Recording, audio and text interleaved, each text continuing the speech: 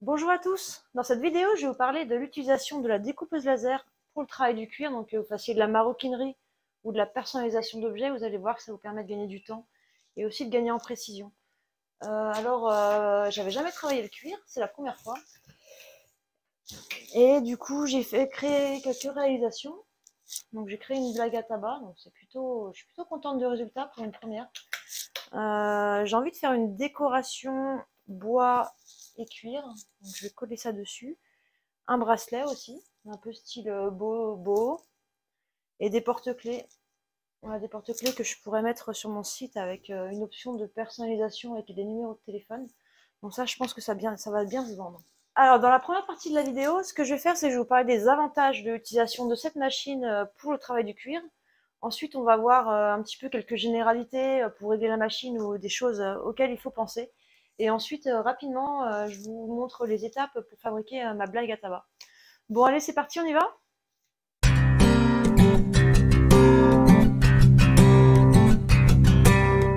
Alors tout d'abord, il faut savoir que c'est la première fois que je travaille le cuir, comme je l'ai dit, donc je ne suis pas une spécialiste. Donc tout ce que je vais vous dire, c'est un peu des connaissances empiriques que j'ai appris voilà, cette semaine en travaillant un petit peu le cuir.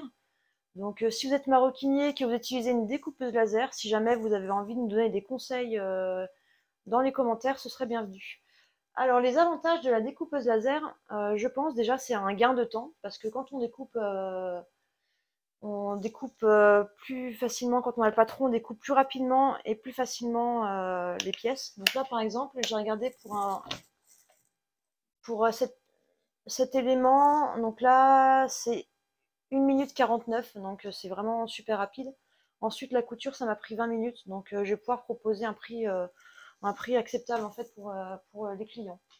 L'autre avantage, c'est que ça permet une meilleure utilisation des chutes de cuir, donc particulièrement avec une Mira 7S ou une autre machine un peu haut de gamme, c'est qu'on peut utiliser la caméra pour disposer les pièces de cuir au bon endroit et on optimise vraiment la matière. L'autre avantage, c'est la précision, parce que moi, en tant que débutante sur le travail du cuir, j'aurais jamais pu faire voilà, des contours aussi nets, aussi arrondis, ça aurait pas été possible.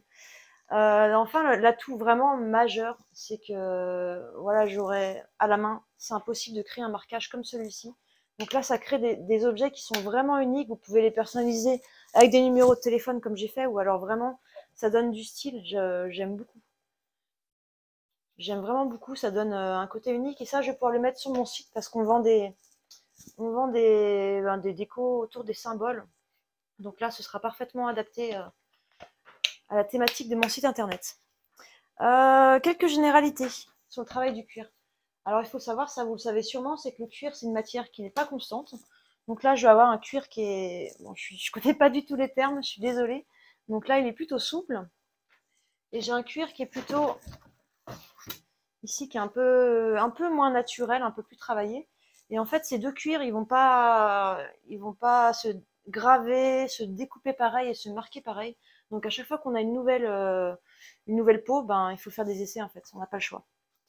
L'autre généralité, c'est que il y a une odeur, bien sûr. Quand on travaille le cuir, quand on le découpe, il y a une odeur de. J'en ai un que je viens de faire là. Donc il y a l'odeur du cuir brûlé, donc c'est pas terrible. Mais par contre, après nettoyage à l'eau et quelques heures, franchement, il n'y a plus du tout l'odeur de cette carbonisation. Donc il y a aussi le côté où les tranches sont noires. Moi, ça me dérange pas. Après, j'imagine que ça peut déranger certains si vous voulez faire si vous voulez avoir des tranches blanches, si vous avez l'habitude de travailler avec des tranches de couleur naturelle. Est-ce qu'on peut travailler, une autre question que je me suis posée, c'est est-ce qu'on peut découper le simili-cuir? Donc là, j'ai une réponse en demi-teinte.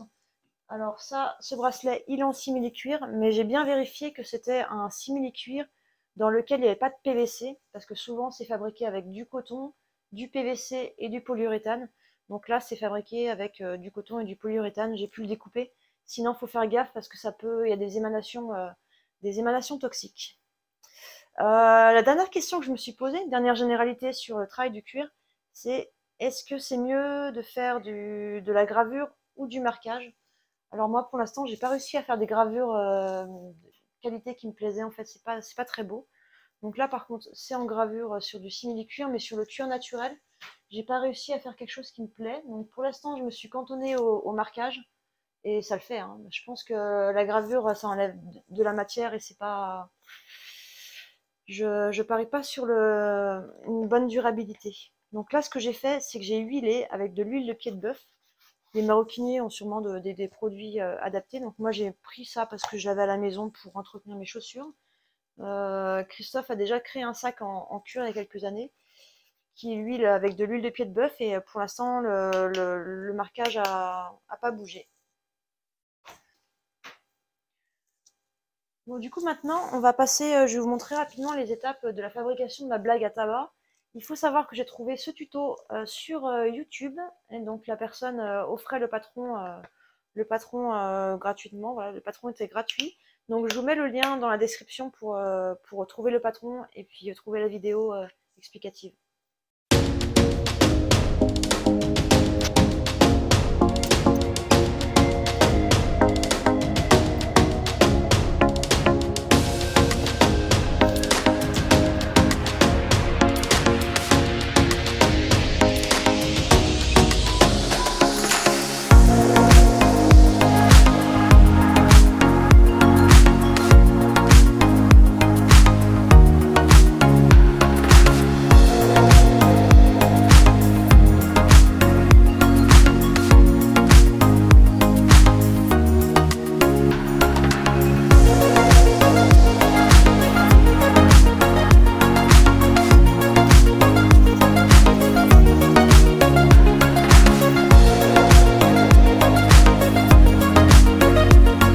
Je suis plutôt contente du résultat. Le marquage il est super beau, ça c'est quelque chose que j'aurais jamais pu faire à la main. Du coup j'ai demandé à Christophe, parce que Christophe a fait une petite formation de maroquinerie, il a quelques outils. Donc pour faire les trous, en fait les maroquiniers vont utiliser un outil comme ça qui va permettre de marquer en fait de manière régulière pour ensuite faire les trous avec un accessoire comme ça. Donc il faut y aller un par un, taper pour faire les trous. Pour être régulier ça doit être compliqué, donc là j'ai gagné un temps précieux. Je pense que quand on débute en maroquinerie, c'est pas mal d'avoir des pièces qui sont bien découpées, ça permet de ne pas faire un boulot sale, parce que je pense qu'une partie du boulot c'est de faire ça proprement et de bien manier les outils. Donc maintenant je vais commencer, je vais suivre le tuto en fait que je vous ai montré, et je vais déjà enlever un peu de matière.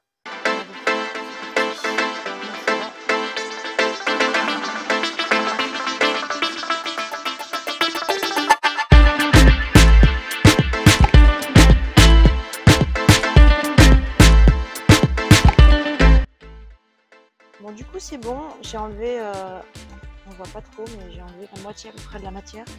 Maintenant je vais mettre les boutons. Donc là j'ai mal anticipé parce que mes trous ils sont pas bons. Je vais devoir faire des trous parce que c'est un truc avec des pattes. Un bouton avec des pattes.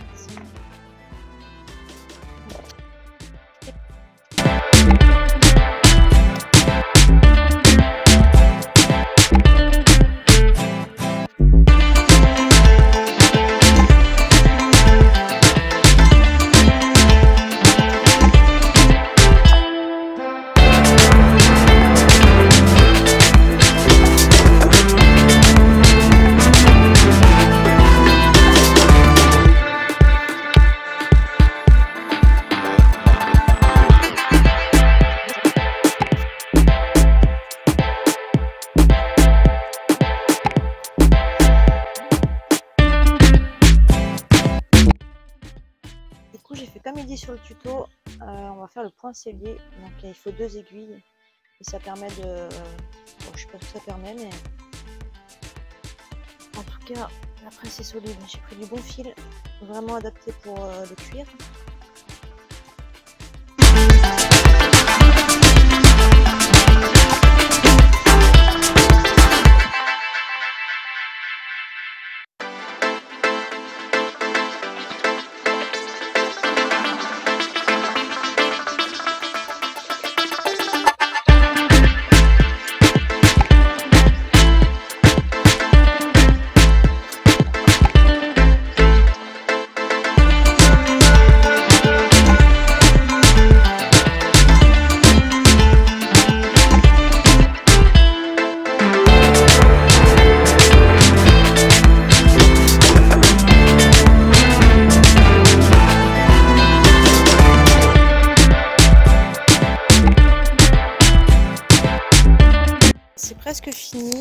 je vais brûler les fils que je viens de couper.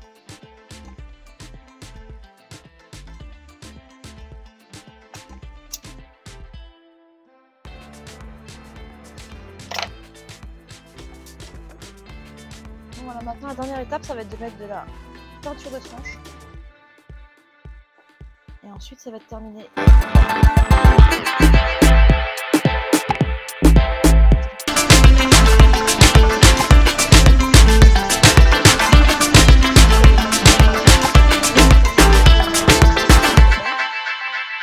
Ça va le faire.